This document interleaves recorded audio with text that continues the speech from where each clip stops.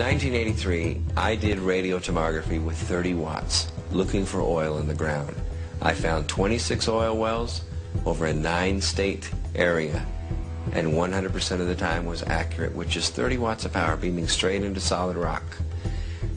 HAARP uses 1 billion watts beamed straight into the ionosphere for experiments. Picture these strings on the piano as layers of the earth. Each one has its own frequency. What we used to do is beam radio waves into the ground and it would vibrate any strings that were present in the ground. We might get a sound back like, and we'd say, that's natural gas. We might get a sound back like, and we'd say that's crude oil.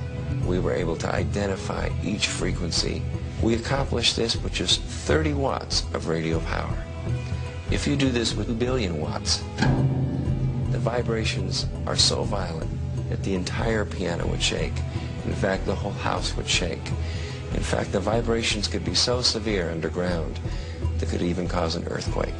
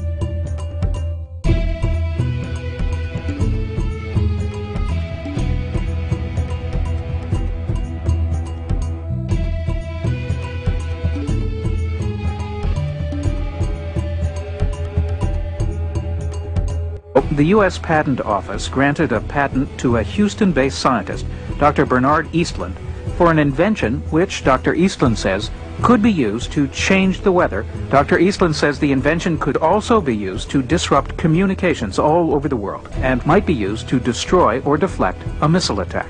The Eastland patents had the ring of the mad scientist aspect of Tesla. Tesla talked about this Tesla shield around the planet and talked about particle beam weaponry, something called a death ray. Death ray? Gene wasn't sure where all this was leading until Mr. X called again. And he said, the maniacs are actually going to do it up in Alaska. Under the guise of a nice little research project deep in the Alaskan bush called HAARP.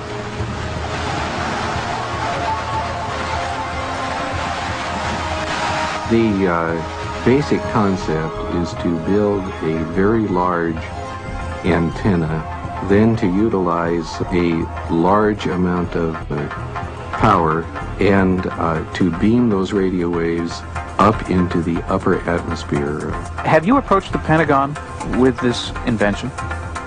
Yes, and what I'm not at liberty to tell you is the details of what that interaction has been. The word spread through the Alaskan bush, and soon a band of suspicious Alaskans set out to warn people about what they saw as the U.S. military's secret agenda.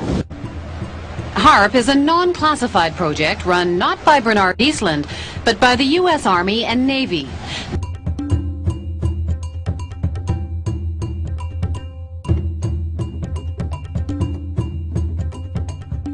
So how would you describe this world of E-Systems and Raytheon and HAARP? Dark.